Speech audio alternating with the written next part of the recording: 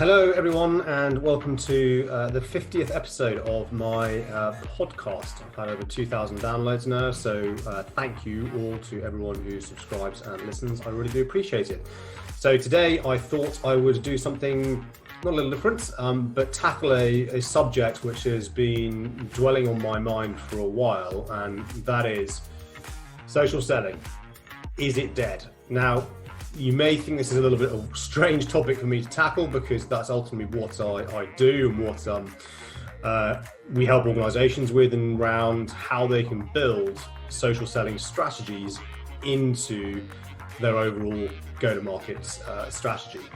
And the reason that I believe that this topic needs to be debated, challenged, is that it's gone away from where I believe it originally was meant to be. And I was doing some research on this, and there's always big debates on social, on LinkedIn, on Twitter, cold calling versus social selling, which I think is just a ridiculous conversation because this isn't an and or thing. But I said, doing some research, delved into trying to find where the first kind of concept, or where social selling was first used as a term. So put it into Google, provenance of social selling, and a few articles. But Wikipedia came up with some really interesting links, which led me to a YouTube vlog, much like this one, but way back in 2009, and it was with a gentleman who did a video on what he referred to as sales 2.0, and he referred to it as social calling, which I thought was just an interesting concept to chat about. And what he was talking about then, just bear with me, I will get his name. So here we go. So Nigel Edelshain, and Nigel was the founder of Sales 2.0. He's now chairman of Emeritus Walking Club in New York. But this was back in 2009, and he was making some interesting points in the video. It's a 10-minute video, but he was making some interesting points in that before the age of the internet, so before the age of Google, let's say, because Google is the internet as far as everyone's concerned, but certainly when Google came around, sales reps, well, rather, let's flip it on its head, clients and prospects had to talk to salespeople. They had to, because that was the only way they could really get a product update or what was happening in the market. So phone call or field sales, saying going out to talk to their clients and update on their products and systems. Yes, of course, there was snail mail, brochures coming through the post, but of course that took time. That couldn't necessarily answer the question instantly or there and now if maybe they were having an RFP and they wanted to find out what was going on. So of course that then gave the opportunity for said salesperson to meet, have a conversation, and then pitch and sell, go straight into discovery and understand kind of why the question was there and why the question was being asked. Then he talks about obviously the rise of the internet and the rise of Google, and you could just search the white papers, you could search for the information that you wanted. So this then starts to then kind of remove the salesperson from that early stage discovery, that early stage due diligence. He then refers to, as I said, social calling, and actually how the internet then started to actually help salespeople if they thought differently about the process, because they too could then find out information about their clients. And he was typically talking about, he referred to as trigger events, and trigger events is something that we still talk about today, or certainly I still talk about today. Kind of intent data is probably the modern version of that, but he was talking about trigger events. So typically a job change or raising money, stuff that you could read in the press or stuff that you could find on the internet, that was an event to then create a reason to then reach out in a personalized way, but to kind of start a conversation. I've just seen this happen. I believe we can help you at a basic level. And this is back in 2009. Then kind of fast forward where we are today, 2021, and the journey that we've been on. So let's then take a step back in history.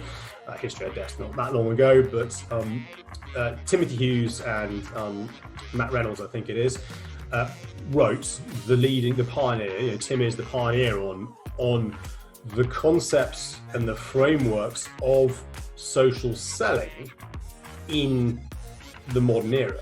The book was written back in 2016, and what he wrote back in 2016 still holds very true today, and it's backed up by the CEB research, or CEB, which is now Gartner research around challenger sale, challenger process, the due diligence to customers X% through the buying journey before they reach out to salespeople. If you project yourself as a salesperson, research from Chief Sales Officer Insight says that you are down the pecking order. I think it's like on 23% in terms of people they want to talk to versus referrals versus doing their own research, or people looking through websites and so on.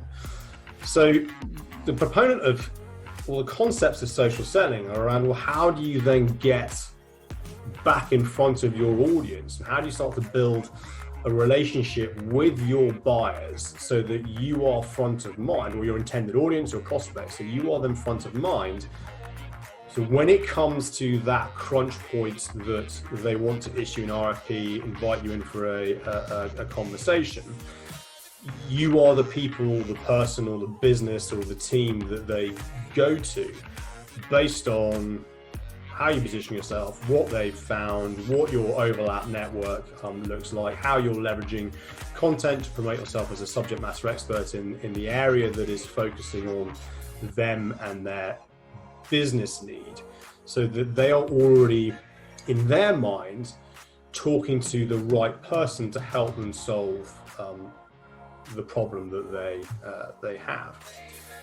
The challenge that we now have is that, of course, the concept of social selling is you don't actually sell on social, and it is part of the entire sales process. Some people refer to it as sales prospecting, some people call it modern selling, some people call it digital selling, but the key proponent in all of this is it's the social network. It's the community which is the base point to start to build all this from. Of course, you still need to have phone calls. Yes, if you want to do email marketing can and does work. There's tons of research out there which actually backs up open rates and the things that do work and don't work and this and that in particular industries and particular spaces. So in kind of the SaaS space and software sales, tech sales, companies are getting huge valuations based on the sales engagement technology that they provide around this. And I'll come on to that in a minute. The challenge that we've got around the concept of social selling is that there's now so many different things, variants of what the original concepts that Tim Hughes came out with his book, and Tim and now Adam Gray have written kind of subsequent books around this, is that people want kind of the quick win. People kind of want the silver bullet in sales and prospecting, and there is no silver bullet in sales or prospecting. Once you've started that business conversation, once you've started that face-to-face conversation, sales still remains true in terms of like it was 20 years ago in my recruitment days, and owning the process cradle to grave, from finding the prospects, cold calling the prospects, meetings, phone calls, creating the pitch documents, to signing the business off, and then delivering, in that case obviously hiring the people into the sales team. The challenge that we have now today is that with the age of the internet, and if you look at Simon Kemp's most recent research from Kepios and We Are Social and Hootsuite, over 52% of the world's population is now on social media. So there's a huge amount of noise, there's a huge amount of attention that we are fighting for, and people are trying to find shortcuts.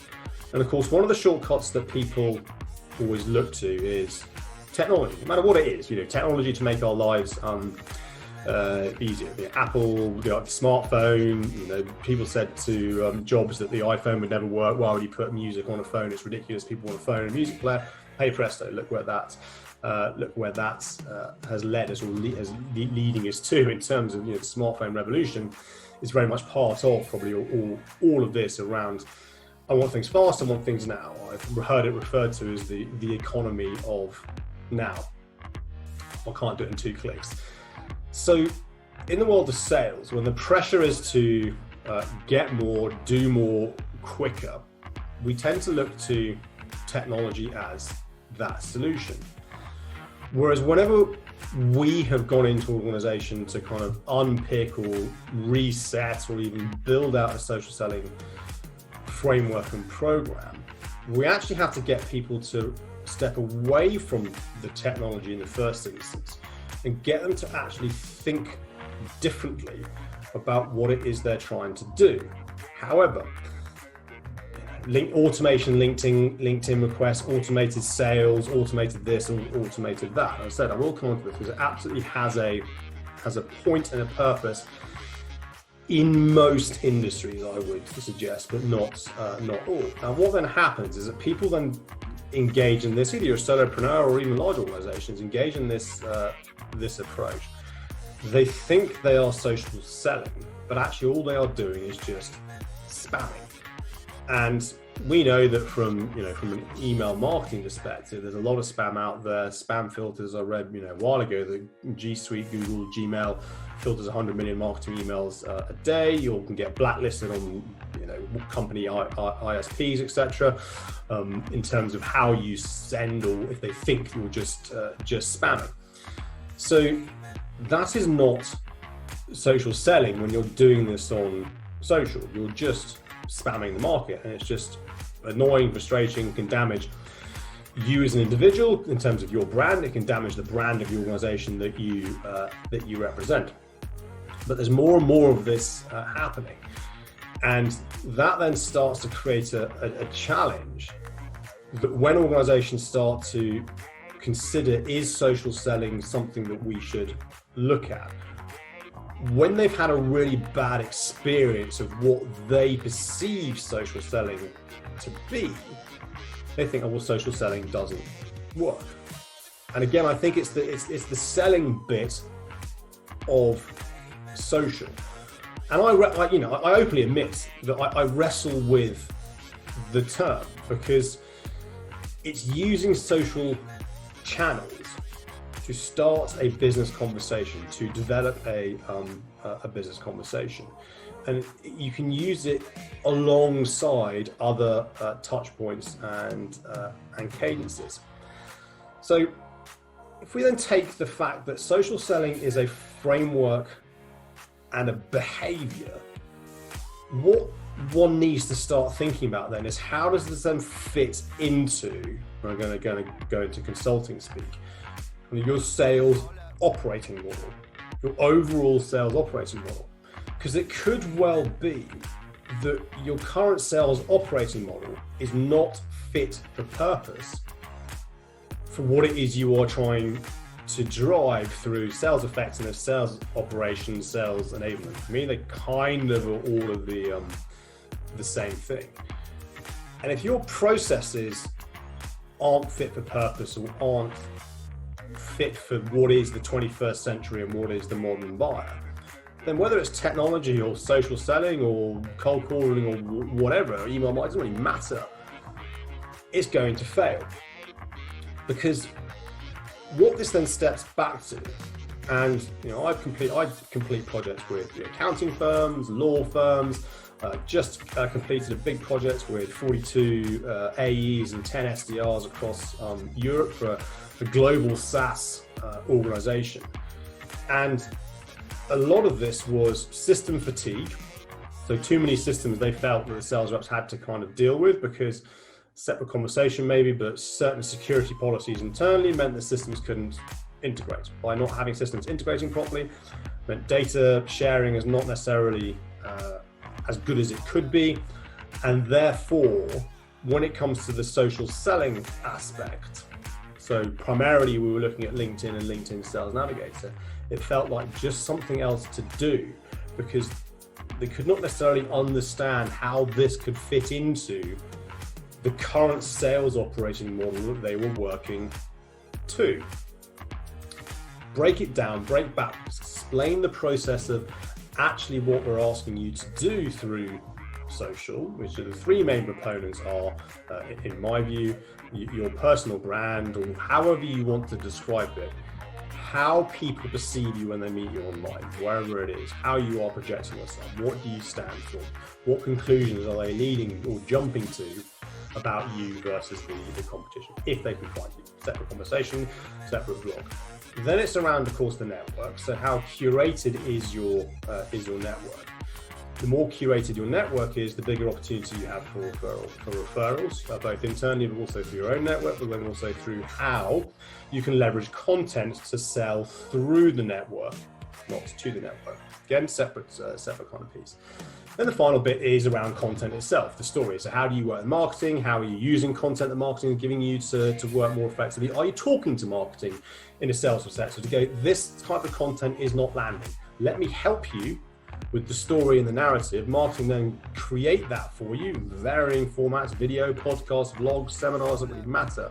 Then you repurpose that back into market to then start to engage, start conversations. How do you respond to comments? Do you connect with people who comment on your posts?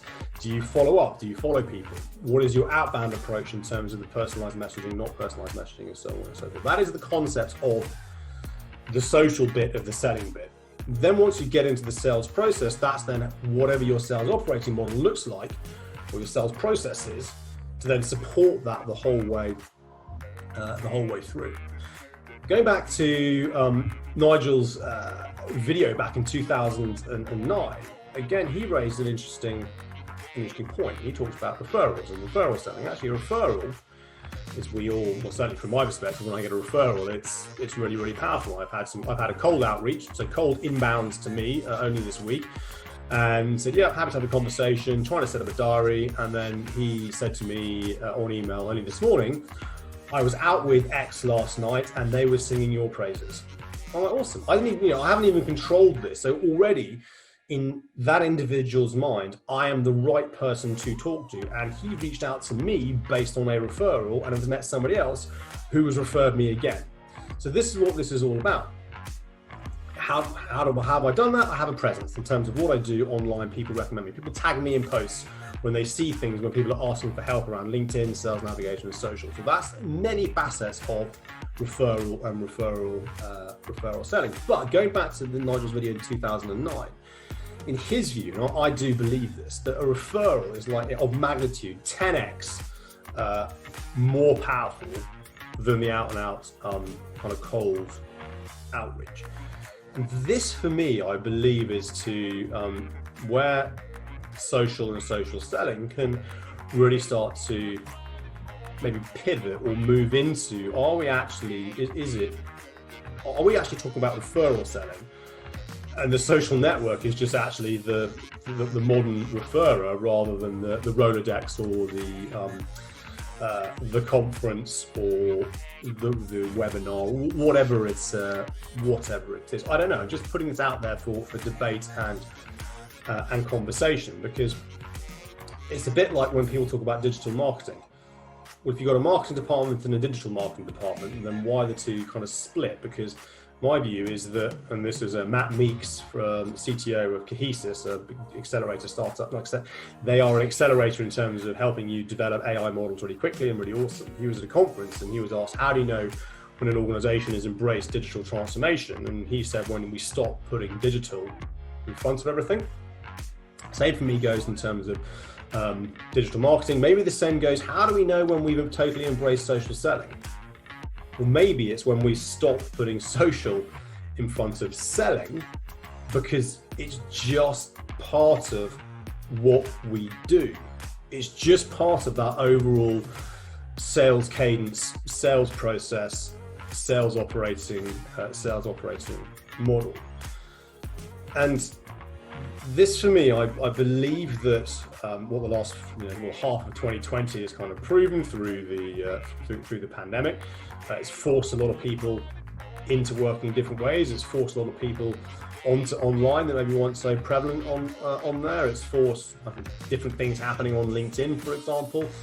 And so from my perspective is this: are we actually moving from sales 2.0?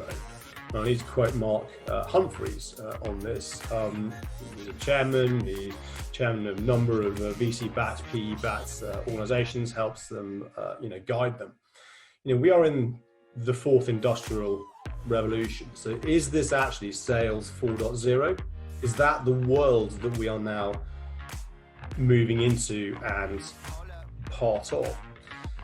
So if we then kind of take this a step further and accepts the concepts of what social just has to be part of selling today. It just has to be. If it's not part of your overall sales processes, just give up and go home. Genuinely, just give up and go home. If you are, I don't care whether you're a solopreneur or a global organization, if you're not using Sales Navigator, in my personal view, I have zero commercial relationship with LinkedIn from a technology perspective. If you're not using Sales Navigator versus the competition that are, again, you're going to start losing out. You're going to massively start losing out. That's where we're starting to see more focus, more investments. It's where we're starting to see Microsoft Drive integration across multiple platforms. You have to have the behavioral understanding of how to build social into the DNA, into the behavior of the sales reps. It has to be understood from a leadership perspective. It has to be understood from a management perspective. And yes, one can actually manage how effective social selling is, or how effective the social aspect of your sales processes are. Much like you should be measuring your email marketing campaigns or your marketing campaigns. And I'm not talking necessarily about impressions and clicks and that kind of view, although that helps, because LinkedIn's in a very organic state at the moment, and by that you can get huge amounts of impressions for free. So your post, if you will, has gone through someone's newsfeed. They've seen it, they don't have to do anything with it. They may disagree with what you say or not agree with what you, or agree with what you say, but you don't know that. But it's a view, and you haven't paid for that. That's the key thing. Other than the time that's gone into creating the content, that's not being paid for. So LinkedIn is very much in that space at the moment. But then this comes back to actually tracking and CRM behaviors that you have, your playbook, if you will, how this is built into your overall sales operating model. How are you creating unique codes in Salesforce, Dynamics, whatever, Sugar CRM, and I'll come on to them in a minute. How are you building that so that when a rep, and this again, you need to decide what, every organization is different, what qualifies as a lead, what qualifies as pipe, when is it then put into the system, as you will, to start to record. At that point, the person needs to record. This came from inbound. Okay, great, awesome. This came from a webinar. This came from a marketing campaign. This came from a post that I wrote on LinkedIn. This came from a tweet. This came from Team Link on Sales Navigator. This came from a podcast. Start to record that in terms of the origination of the conversation. Then you can start to actually prove that the social aspect of selling, it does, it works. Guarantee that it works. I've got examples when I was doing this in my previous life where one blog post we could track back to generated £50,000 worth of business. We have examples of working with large organizations where one individual just put into practice what we said and generated within a week £1 million business conversation. You're going to have to go on and close this. And this is the whole point around social selling is not going to win you more business. Social is going to help you create a better, in my view, more effective, faster pipeline. By creating a more effective, faster pipeline through your community, through referrals, through inbound, then if you understand what your CAC is, your cost of acquisition, you can then start to have some really interesting insight and data which you can take back to the CFO. Hey, we've actually shortened our sales cycles. We've increased profitability, and therefore we are saving you money. The byproduct of the social aspect of all of this is not only generating pipeline or increased pipeline on top of what you're already doing. other things, brand, purpose of the organization, recruitment, a SaaS telco player that we work with. Sales director created a job advert as a LinkedIn article, had lots of applications through it. He'd written it in a very clever way, in the way that it was done, so it wasn't a standard job application. And they've saved themselves the best part of £200,000 worth of recruitment fees. Again, take that back to your CFO. With that, can I hire 3 more SDRs, 2 more AEs, 10 AEs, whatever you pay them? With that £200,000 saving in recruitment, can I put that into some marketing spend? Can I put that into investing in some more technology? Can I put that into moving into sales engagement tech? Can I put that into better data analytics? And this is, going back to Mark Humphrey's point around, are we moving into the world of sales 4.0? I'm very fortunately part of an insane WhatsApp group, people who are all over the place, and they are hugely focused on sales engagement tech and sequencing, and how can you build the best sequence or cadence to start a conversation. And they're big proponents of cold outreach, and it's working based on what I'm seeing and what I'm hearing and the research that is being shared. As I said, appropriate for their market. Would that work necessarily in the professional service market in terms of what they do? Maybe, maybe not. But if we accept that social has to be part of the DNA of the selling aspect, then the next iteration of social selling, if you will, for me, is then data. Are we, not call it something, but data-led selling. Because as organizations and as sales teams and as individuals start to grow and move, and okay, why would I not be on social? Why would I not use LinkedIn to be part of the sales process? It's just how I operate. It's just what I do. So the next iteration of this for organizations to start getting their head around is, which Gong, if you don't know Gong, sales engagement tech, primarily around voice, awesome piece of kit, just raised another bunch of cash, which values them at just over 2 billion. So voice isn't going to go anywhere. They were talking about the fact that we're now moving into the world of kind of revenue intelligence or revenue operations. So Justin Michael talks about RevOps and revenue operations, which is kind of the bit in the middle between maybe sales enablement, sales effectiveness, etc., with the sales team and marketing. So RevOps kind of sits now in the middle to start to help you understand what are the best sequences, the best cadences, the best time to outreach, etc., be it email, phone, and social. And I think that social is the final frontier in all of this. And we see on LinkedIn people trying to crack the algorithm, people trying to find when the best time is to post, not to post. Just listen to a fascinating podcast between Andy Foots and Andreas Johansson, who's the founder of Shield. Shield is one of the very few apps that actually enables you to track your own engagement on LinkedIn. Very interesting to see where this is all going.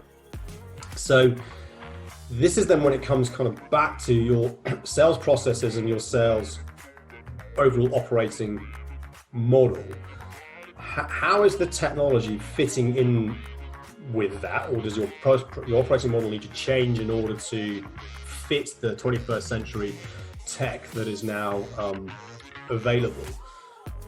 But what's interesting is this tech is around automation, but it's around automating the processes that a salesperson shouldn't necessarily be doing to give them more time to sell, to actually have conversations and talk to human beings, rather than being just in the system, if you will, filling and updating things. And I think that's where a lot of this has kind of got lost.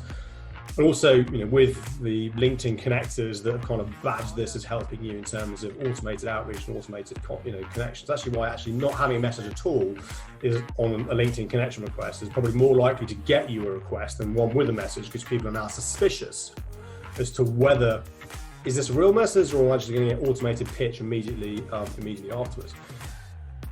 What I believe needs to happen is that, yes, automation is going to help. I'm now using lately AI, an incredible social media scheduling tool, to automate the mundane task of actually writing the headlines or the catchy headlines for social media posts. Not the actual blog. I write the blog or I do the video much like this, but then it writes the catchy posts for me based on the text or the audio that is there. It saves me a huge amount of time, so I can spend more time creating what I hope is valuable content, or actually going out and outreach and talking to individuals.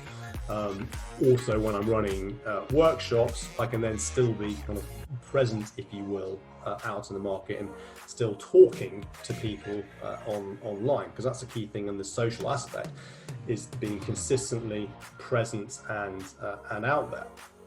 But for me, it's how do we then start to reset the automation aspect in a positive way, and how can this then be built into the social bit of your overall sales processes? And I think I believe this is the next iteration of all of this, is that what can we then do just to improve using data to make this a better, more effective conversation. And interestingly, I've just there's an article that was shared from Forbes. The contributor is a gentleman called Steli Efti. He's kind of he's a serial entrepreneur, and it's from Paul Graham. He talks to he's one of the co-founders of Y Combinator. Y Combinator is one of these organizations. They help kind of scale, and they help businesses grow. And he's talking around why doing things that don't scale is a must in B2B sales. And kind of the overall kind of, and this is more for, startups or businesses that are trying to get to the big organization. He believes automation, mid-tier, SME market, let's send lots of emails, get that kind of that hit rate up and so on. But the key thing is that when he talks about the enterprise level or the enterprise companies, his view, it needs to be one-to-one. I literally quotes here: designate an account executive to lead every single communication with the prospect. No automated sequences here. Use internal resources to research the living hell out of them, uncover as much as you possibly can about their company, their market, their customers, their team, their pain points, etc. That second part is a key aspect of the social aspect of selling. There's so much information out there. And I said, we talked about the gentleman Nigel making reference to trigger events in 2009. Tools like Sales Navigator give you trigger events. Tools like Bombora or Spiker in Intent Data give you bigger trigger events. It is all out there, but what we then need to do is to then, as Paul says, is build this into a way that it is that personalized, one-to-one. So if you're watching on YouTube, it's kind of one-to-one conversation that I'm having with you now. If you're listening on the podcast, this one-to-one conversation that we're having around, okay, I want this to be purely about me. Focus on me. If I get an automated email, you don't care. You haven't done your research. And at the enterprise level, I think this is utterly key. I don't care whether you manage 1 account, 10 accounts, 15 accounts. This is where the world is going. This is where it needs to be. This world of hyper personalization. So Justin Michael again, he talks about how can we do hyper personalization at scale. Figure it out. Can we? I don't know. Will we get to the Minority Report? I don't know. The interesting thing about going back to the referral aspect of social selling is that certainly on LinkedIn, there is no way of scoring that. There is no way of truly understanding what the relationship is between someone until you back channel all that, like the inbound that came in the other day. That email comes in, XYZ suggested I talk to you, because that individual would never have recommended you, the listener, to whomever, because if you're going to do something wrong and you're not going to reflect them as an individual in terms of their brand and what they stand for, it's going to break the trust between who they referred through to you. And this is where I believe those that truly understand the framework that Timothy Hughes set out in social selling back in 2016, you get the framework to start to then get one step ahead of the conversation. This is about being able to then start to demonstrate true strengths and value within the relationships that you have. And we all know, well, I'm connected to, back in my recruitment days, so I'm connected to a bunch of people on LinkedIn who I don't know at all. There's a small core though that I'm starting to build a relationship up with, who I do know, I haven't met, but I do know well enough that would I let them look after my kids? No, probably not. Would I be happy to refer them to a business opportunity? Yes, I probably would. And what's interesting is these communities are starting to break out of LinkedIn. So Facebook groups, Slack groups, WhatsApp groups, which are starting to rise up, because there's this frustration that I can't get to the community that I want to in the big social networks. So I tell you what, let's build our own one. So Rev Genius is one by example, set up by Jared. I'm going to forget your name, by Jared Robin in the US. So Rev Genius is set up on a Slack group. They scaled from I think 0 to 4,000 people in around 5,000 people, I think in 10 weeks or something insane like that, because there was this thirst for community, conversation, and learning from each other to help kind of just move this whole industry forward. And with everything that's happening in terms of do people go back to the office, not go back to the office, and how the way that we are changing, I think what we're going to see is this changing of creating genuine sales, even micro communities, if you will, within the construct of social. So let's say B2B is primarily going to be LinkedIn, right? Twitter, absolutely relevant. Instagram becoming relevant. TikTok, interesting to see what happens there. The social platform is irrelevant. Your audience dictate where you should be. I believe that this is going to be the next iteration of the social aspect of social selling. Data is going to play a huge part of this. And if you can start to get your head around data analytics, if you can start to get your head around even what data you're capturing, I mean, go to your marketing team, what data are we actually capturing? If you have LinkedIn Premium, when you post things, look at which organizations are looking at those social media posts, look at which people are looking at your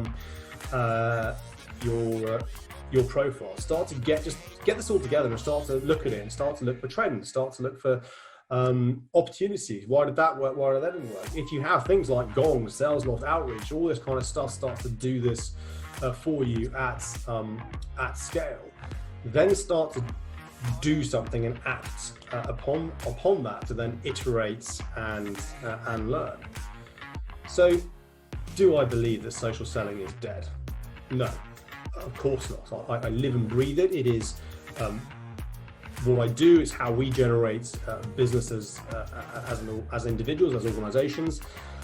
But what I do believe is that whilst the frameworks that Timothy Hughes set out, Nigel Edelshain talked about in 2009, whilst I believe they remain strong and true, I do believe the next iteration of this is going to be heavily driven by data analytics, supported by technology that then fits in with a modern sales operating model which talks to your customers' needs.